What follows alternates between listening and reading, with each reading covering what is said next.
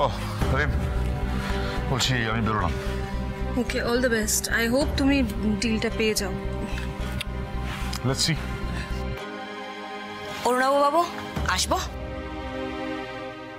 আরে আসুন আসুন, প্লিজ আসুন।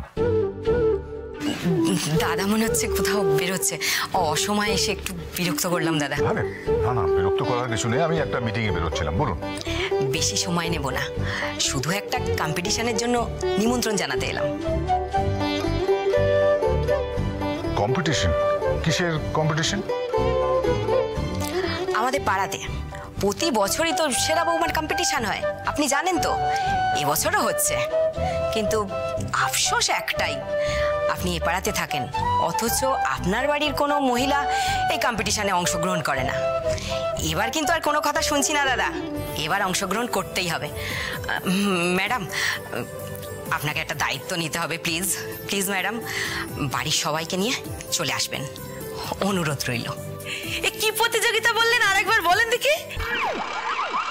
সেরা বৌমার। বাবা বাবা, দারুণ ব্যাপার। তাই সব মেয়ে বউরা যোগ দিতে পারবে? হ্যাঁ, বাড়ির মেয়ে বউরা খেলবে বলেই তো এই কম্পিটিশন।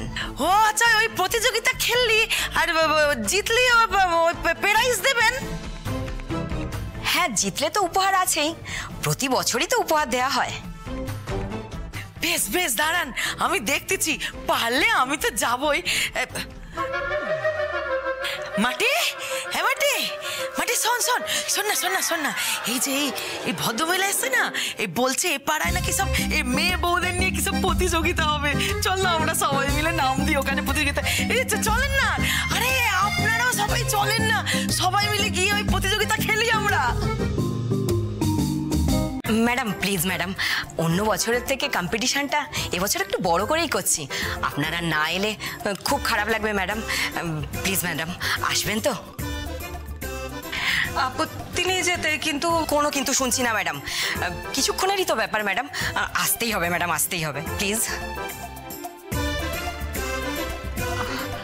আচ্ছা ঠিক আছে ঠিক আছে, চেষ্টা করবো। বাড়ির সব মহিলাদের নিয়ে আসা চাই কিন্তু ম্যাডাম।